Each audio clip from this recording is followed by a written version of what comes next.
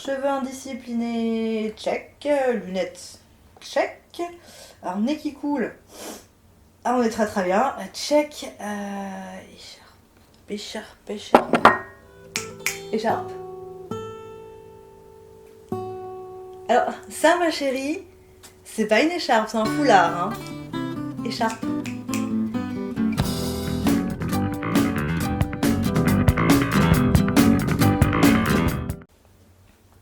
Écharpe, check.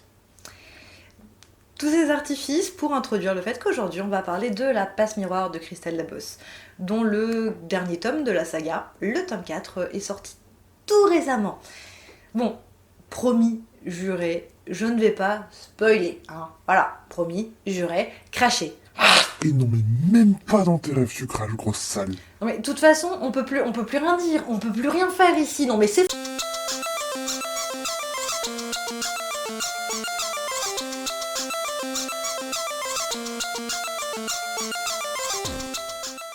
Donc j'ai beaucoup à dire sur cette saga, et je pense que vu que le tome 4 il vient d'arriver, je pense vraiment que c'est le bon moment pour moi d'ouvrir ma grande gorge et de partager avec les foules trépignantes d'impatience mon avis. Je pars du principe que tout le monde ne sait pas ce qu'est la passe miroir de Christelle Labos, donc déjà, vous vivez probablement dans une cave, c'est pas super cool en termes d'humidité, et il n'y a pas trop la fibre dans les caves, donc je vous invite fortement à déménager incessamment sous peu. Et donc bref, la passe miroir c'est une saga fantasy de young adulte écrite par Christelle Dabos, qui est française, hein. Cocorico, jeune gens, Cocorico.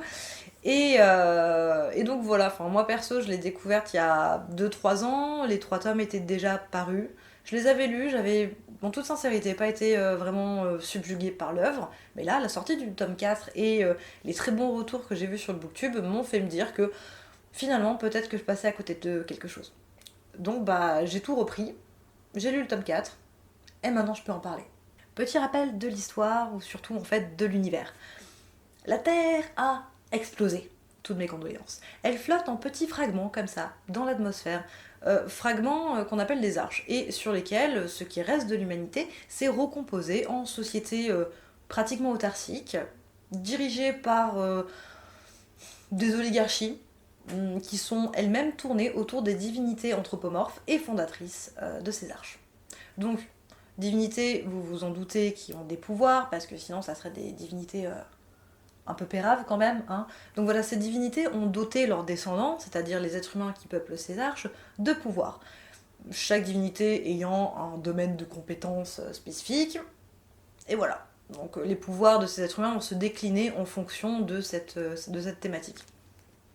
Donc par exemple, l'arche Anima, de laquelle est issue notre héroïne, Ophélie, c'est l'arche des objets. Donc les gens sont capables de réparer facilement des objets, de les doter de caractère, ce qui est très cool, et aussi de pouvoir les lire, ce qui est l'un des pouvoirs d'Ophélie, c'est-à-dire retracer retracer en fait les émotions, le parcours de ces objets, et surtout en fait les émotions des gens qui les ont tripatouillés. Voilà. Moi je voudrais même pas que quelqu'un commence à lire mes objets parce que ça serait atrocement gênant. Bref, on a une construction du monde par société hyper spécialisée et aux caractéristiques sociales très archétypales, hein. Pour que vous me suiviez bien, ça ressemble un peu au fonctionnement du monde dans Avatar, le dernier maître de l'air, c'est-à-dire telle société est une monarchie qui a développé tel type de pouvoir, telle société est plutôt en fait un empire avec tel ou tel pouvoir, l'autre a une organisation clanique, etc., etc. Voilà pour le setup. Pour l'histoire, du coup, notre héroïne qui vit sur Anima, c'est une jeune adulte qui vit sa petite vie tranquille dans son petit musée avec une famille très aimante, mais très étouffante. Voilà, jusqu'au jour où elle est mariée de force à un notable d'une autre arche qui est bien différente de celle où elle a toujours vécu. Et là j'en arrive au premier point que je trouve très intéressant de ce bouquin en fait. Donc c'est le personnage de l'héroïne, Ophélie. Pourquoi je dis qu'il est intéressant? Parce qu'en fait, Christelle Dabos a eu le bon goût de lui donner le droit d'être quelconque, en fait. C'est pas d'une radicale nouveauté quand on pense à tous les autres héros de fantasy, masculins j'entends. Par exemple là, on peut penser à Frodon, à Fids, à Garion, à Pug, etc. Donc c'est un peu des Pékins lambda, mais en fait qui sont promis à une destinée incroyable, un peu comme Ophélie quelque part, même s'il n'y a pas le délire prophétique, mais bref, ils ont une grande destinée et bah, c'est normal parce que sinon il n'y aurait pas d'histoire. Voilà, hein, on s'emmerderait. Là où Ophélie se distingue, euh, c'est qu'elle est résiliente. Elle ne moufte pas. Il va lui arriver plein de trucs, mais en fait, elle va très peu se rebeller. Alors, elle en pense pas moins, hein, mais voilà, elle va être plutôt sur une base de calme, de poker face, etc. Et ce caractère, il va très peu évoluer au fil des pages. C'est ce que moi, personnellement, j'ai trouvé très intéressant. D'aucuns auront regretté justement ce manque d'évolution, de transformation dans le personnage d'Ophélie. Et très concrètement, moi, ça me plaît de voir un personnage introverti qui n'a pas besoin, pour être héroïque, d'avoir des caractéristiques de personnage extraverti, on va dire. Ce qui fait que malgré quelques chouettes moments d'impertinence, quelques prises de risque aussi de la part d'Ophélie, ses actions vont jamais avoir cette espèce d'éclat héroïque un peu... Enfin, ça va jamais avoir la dimension, je sais pas, du beau chevalier en armure clinquante au galop, sur son poney, qui est en train d'agiter une épée avec une réplique incroyable. Ça, c'est pas vraiment le caractère d'Ophélie, c'est pas vraiment le personnage. J'ai bien aimé, finalement, c'était assez rafraîchissant de dire ça. Pour poursuivre un tout petit peu sur Ophélie, et d'Ophélie, en fait, je vais englober Inkipit, même plus largement, les 70 premières pages de la saga, donc du tome 1, qui pour moi sont vraiment porteuses de choses qui sont vraiment très sympas, et qui aussi expliquent pourquoi est-ce que le reste de la saga m'a relativement peu emballé. Donc je vais essayer d'expliquer ça un petit peu. Euh, le début, l'Inkipit, en fait, je vous mens pas, ça fait bien longtemps que j'avais pas lu d'Inkipit de fantasy aussi sympa. Déjà pourquoi? Parce que la présentation du personnage prend à rebours la plupart des clichés de présentation de personnage qu'on a. Donc, dans les premières pages, c'est la première scène, Ophélie sort d'un miroir. Parce que bon, le titre, la passe miroir, Ophélie, l'arche des objets, elle peut traverser les miroirs. C'est comme ça. Me demande pas, c'est comme ça. Et donc du coup, Ophélie sort de ce miroir et on va avoir droit à la description des caractéristiques d'un être humain, mais absolument lambda. Genre des yeux, un nez, une bouche, un menton. Voilà, une sorte d'accumulation de caractéristiques. On s'en fout, ça ne nous indique rien sur le personnage. Alors, la description d'Ophélie, elle va venir après. Et moi, ce qui m'intéresse à ce moment-là, c'est que, quand je parlais de prendre à contre-pied les clichés, vous voyez à peu près le cliché en question qui est détourné ici, c'est-à-dire celui où on a un personnage qui va passer devant une glace et ça va donner lieu au narrateur de pouvoir décrire par le menu le personnage, genre la couleur de ses cheveux, sa taille, patati patata, avec quelquefois des petites remarques quand on est en focalisation interne. Et bah là pour le coup, non, on a juste un être humain qui sort d'un miroir et j'ai trouvé ça assez intelligent comme présentation. D'autant plus que bah c'est un très joli écho à la fin du tome 4. Ensuite, dans ces premières pages, il y a des petites choses que j'ai trouvées vraiment sympas et qui m'ont accroché immédiatement. C'est-à-dire, dans ces premières pages, ces 70 premières pages, on a un jeu avec le langage, on a des petites audaces stylistiques, on a des formules qui sont vraiment très chouettes. Et moi, j'ai content, j'ai heureux, hein, je poursuis ma lecture. Et puis je déchante très vite, puisqu'en fait, progressivement, le style devient d'une platitude assommante. Et bah, tout est lisse, tellement lisse, on dirait une patinoire. Genre une patinoire en fait sur laquelle mes espoirs, mes envies se casseraient la gueule dans un ballet incroyable de jambes, de bras gesticulantes et de sirènes de pompiers. Voilà mon premier gros problème avec cette œuvre, c'est qu'il n'y a pas de style perso. Le style d'écriture employé par Dabos, là, je l'ai déjà lu 2000 fois et ça m'emmerde parce que je trouve que l'intrigue est plutôt bonne, enfin, les événements s'enchaînent très bien, etc. Donc je reviendrai un peu après sur les événements. Euh, mais ouais, genre, il n'y a pas de style perso et moi, très personnellement, ça m'emmerde. J'entends très bien que certains préfèrent largement s'attarder sur l'intrigue et que les considérations stylistiques, etc., ça leur parle pas et c'est ok, mais pour moi, perso, c'est insuffisant.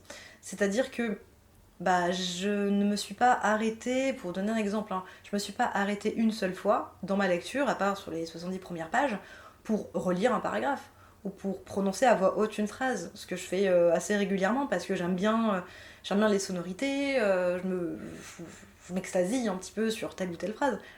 Bah là, du coup, non, c'est pas arrivé. Ce qui fait que du coup, je lisais le texte, j'avais l'information, basta, je passais à autre chose. Et j'ai eu juste l'impression que là, pour le coup, L'écriture était utilisée, donc là, passez-moi encore cette analogie claquée au sol, désolée, mais j'ai vraiment eu l'impression qu'elle était utilisée comme toile et pas comme peinture. Et c'est dommage, genre, j'en veux plus moi. J'ai besoin d'autre chose pour kiffer. Donc bref, voilà, j'étais un peu déçue, un peu désorientée parce que sur les 70 premières pages, j'ai vu briller un truc qui, après, s'est éteint. Et voilà, j'ai pas retrouvé cette petite étincelle ni rien, donc petite déception, moi. Mais bon, allez, on va pas rester sur cette acidité que je sens transpirer par tous les pores de ma peau et je vais passer à un autre point positif. Et je vais enlever ça aussi parce que j'ai chaud. Pour le point positif, les événements s'enchaînent super bien. Il n'y a pas de temps mort, en fait. Et c'est là où vraiment je me retrouve pas dans certaines critiques qui ont été faites à l'ouvrage. Il y a des lecteurs qui ont dit qu'ils s'emmerdaient parce qu'il y avait trop de temps mort. Mais je sais pas, pour moi, un temps mort, ça va être. Ça va être Fitz qui va râler pendant 5 jours et pleurnicher sur son sort. Oui, je peux pas saquer Fitz. Y a quoi, hein? Donc voilà, moi j'ai pas du tout trouvé ça. J'ai trouvé qu'il y avait toujours un petit événement, un petit élément qui venait nourrir l'intrigue. Même parfois j'ai trouvé qu'il y en avait un peu trop. Ça m'amène à un point négatif, hein. Voilà, il y a toujours un revers de la médaille, tout ça. Donc là j'en viens à une critique récurrente qui est celle que les arches ne sont pas suffisamment exploitées. Je partage en partie cet avis, mais pas forcément pour les mêmes raisons. Donc d'aucuns ont déploré que Ophélie et les autres protagonistes ne se rendaient pas trop sur les autres arches. Ce qui est vrai, hein, sur les 4 tomes, on voit pas les 21 arches qui composent le monde. Moi, ça me gêne pas, ça. En revanche, ce qui me gêne un peu, c'est que les arches sont montrées dans un... Enfin, il y a un index, hein, elles sont présentées sous forme d'index, les arches. On y fait mention quelques fois, mais je ne les connais pas, en fait. Pareil, encore une fois, pour moi, c'est pas du tout suffisant de juste savoir que telle arche a tel pouvoir. J'aurais voulu quelques petits éléments et du coup des événements gratuits qui ne servent pas à l'intrigue. C'est-à-dire, je sais pas, faire surprendre à Ophélie une discussion entre deux diplomates qui parlent d'une guerre civile sur telle arche. Je sais pas, utiliser par exemple le personnage de Lazarus qui est un voyageur pour parler de ses voyages, parler des spécificités des autres arches, etc.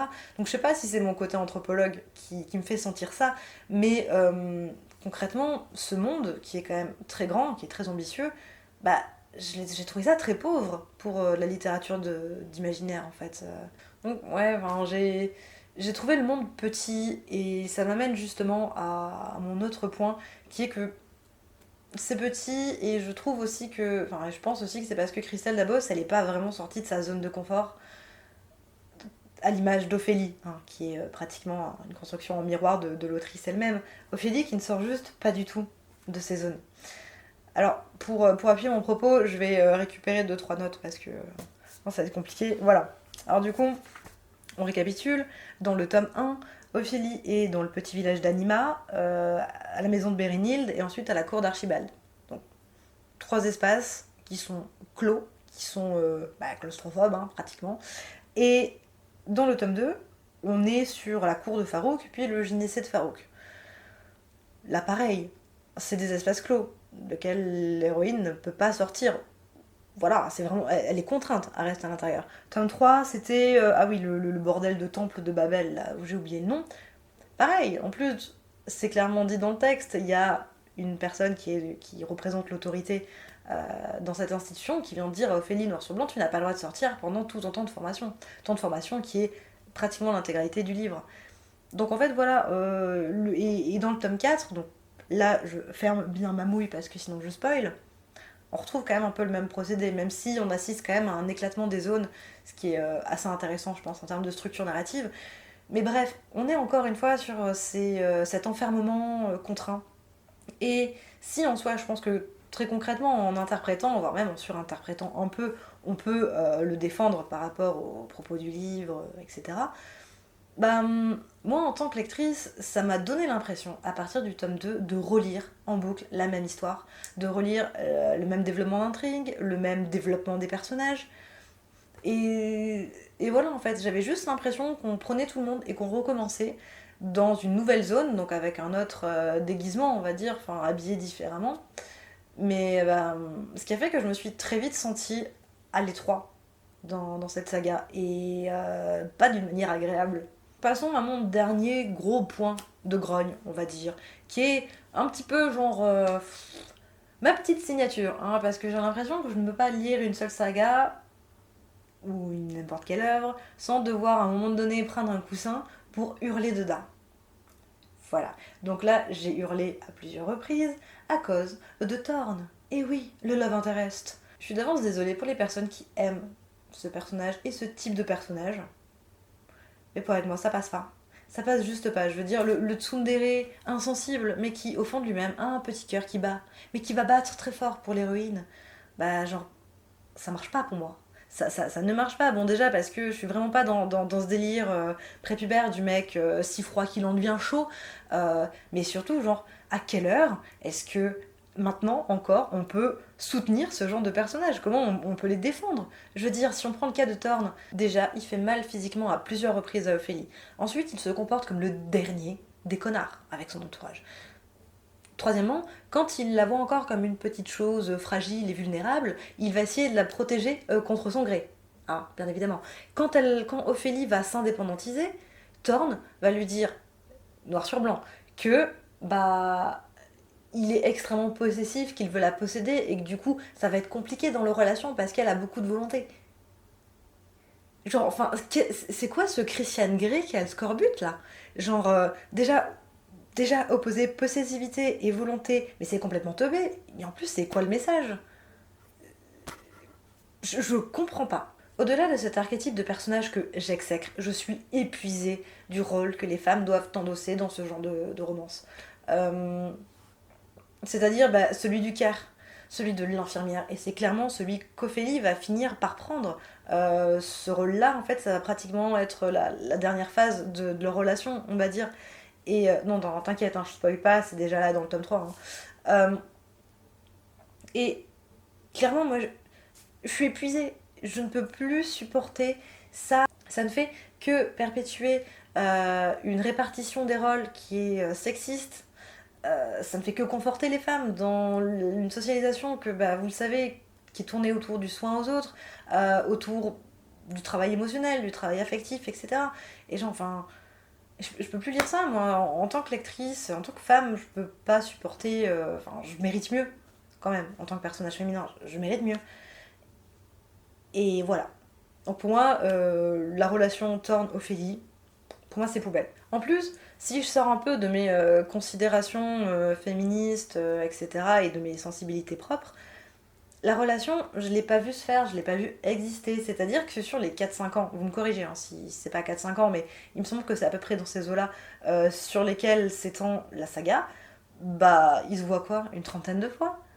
Ophélie et Thorne. Genre, jamais ils vivent ensemble, jamais ils ont une conversation profonde. Euh, mais ce qui fait que limite le truc le plus décrit du bouquin, c'est le dos de Thorne. Donc du coup, même si moi j'ai pas vu la relation en train de se faire, elle fonctionne. D'un point de vue très objectif, quand on lit, on y croit, on voit ce qui se passe. Et les lecteurs et les lectrices qui ont aimé ou qui n'ont pas aimé d'ailleurs cette relation, en fait, je pense que vous êtes d'accord avec moi, ça fonctionne relativement bien. Et pourtant, en fait, voilà, comme je vous l'ai dit, ils se voient à la limite une trentaine de fois, on voit pas vraiment le développement bah, de leur amour ou une profondeur entre les personnages qui se créent. Il y a même pas vu d'amitié en fait ou de vraie complicité. Donc pourquoi est-ce que ça fonctionne? Et là, du coup, je vais élargir ce point parce que il me semble qu'il est assez révélateur du fonctionnement de l'œuvre et de comment est-ce qu'elle a été pensée, comment est-ce qu'elle a été construite. Et très rapidement, je pense que si ça marche, c'est justement parce qu'on a tous déjà vu, déjà lu ce genre de relation. Donc là, je suis pas en train de reprocher à Christelle Dabos genre d'avoir réécrit un truc qu'on a vu 2 millions de fois avant. Genre, non, c'est pas du tout mon propos. Hein. La littérature, c'est une réécriture incessante de ce qui a été fait avant. C'est pas ça du tout mon propos. Mon propos est que du coup, en tant que lecteur, on est fatalement amené à venir combler les blancs. Et ces blancs, du coup, on va les combler avec quoi? On va les combler avec notre propre subjectivité, ce qu'on va avoir compris du texte, etc. Mais surtout avec notre passé de lecteur, avec les choses qui peuplent notre imaginaire qui a été construit justement par nos autres consommations médiatiques. Donc que ce soit les livres, que ce soit les jeux vidéo, que ce soit le cinéma par exemple. Et donc là, c'est exactement ce qui se passe. Et d'ailleurs, d'après moi, plus globalement, c'est comme ça qu'a fonctionné Christelle Labos quand elle a écrit son livre. Elle a fonctionné à partir d'archétypes qui sont connus de son public cible. Et donc, pour vous donner quelques exemples en vrac, Thorne rappelle sans trop de soucis un Edward Cullen. La mère d'Ophélie, bah, c'est une sorte de Molly Weasley. Bérénilde, genre, c'est une Marisa Coulter. Marisa Coulter, en fait, voilà, hein, transcendée par la maternité parce que, enfin, you know, les femmes et leur utérus. Genre Victoire, qui est aussi un stéréotype d'enfant. À ce propos, là, je me permets une petite aparté. Si vous écrivez, faites gaffe quand vous écrivez des points de vue d'enfant, parce que ça peut très rapidement être très très nul, comme c'est le cas, je trouve, du personnage de Victoire, de ses points de vue. Euh, Là, pour le coup, c'est presque un cas d'école. Un enfant de 4 ans ne raisonne pas comme ça. Un enfant de 4-5 ans ne se comporte pas comme ça. Et un enfant de cet âge-là ne désigne jamais, enfin, ne désigne pas, aucun enfant ne fait ça. Aucun enfant ne désigne les adultes par des groupes nominaux aussi précis, tout en étant naïf, et tout aussi long, et tout aussi stable. Genre, c'était pas crédible une seule seconde. Il me semble quand même que la plupart des personnages de la passe miroir sont des archétypes de personnages voilà, qu'on a déjà vus, qu'on a déjà lus. Et ça fonctionne, la preuve.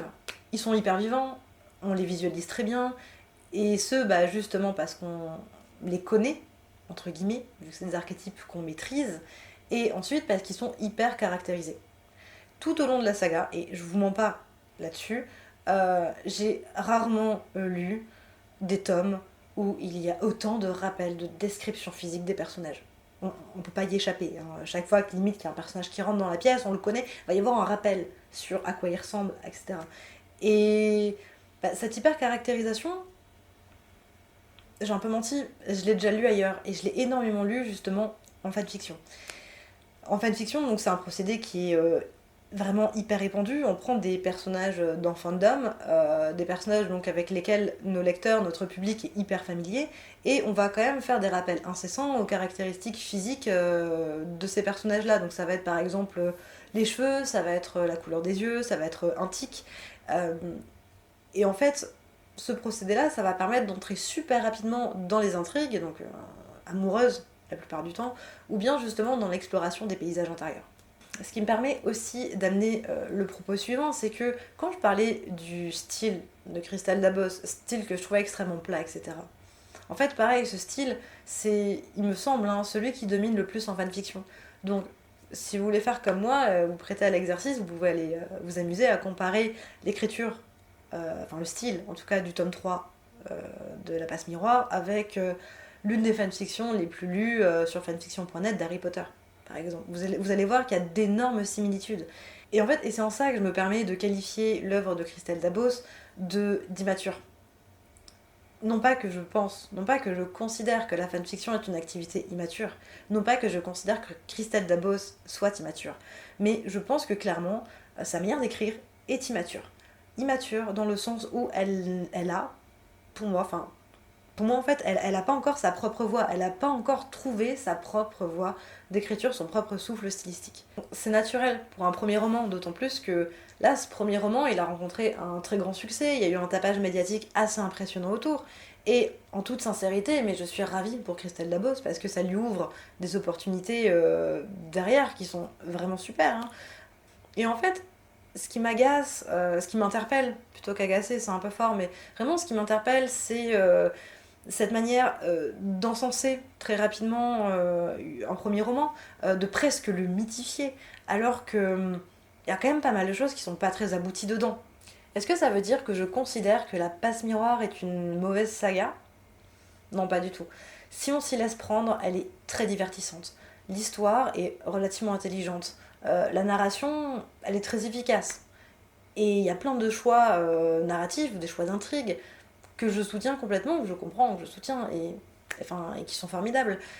Et, mais pour reprendre les mots d'une amie, à propos donc de l'incivilité des fantômes, qui était aussi un premier roman d'une autrice, pareil, premier roman qui a été très encensé, notamment par la critique professionnelle, entre guillemets, même si les lecteurs étaient beaucoup plus tièdes dessus. Elle a eu ces mots que je trouve très juste et qui s'applique, je pense, tout à fait à la passe miroir. Elle a dit: laissons au premier roman le droit et l'occasion d'être des premiers romans. Et voilà, c'est terminé pour mon avis très honnête, en toute honnêteté, sur la passe miroir de Christelle Dabos. Très concrètement, je pense que je lirai ces autres livres, si elle en fait d'autres, ces autres productions, parce que je suis très curieuse de voir comment elle va évoluer et de voir si ce que j'ai senti sur le tome 1, dans les 70 premières pages, etc., de voir en fait comment ça peut éclore, comment ça peut mûrir. Et je suis assez impatiente. Des bisous.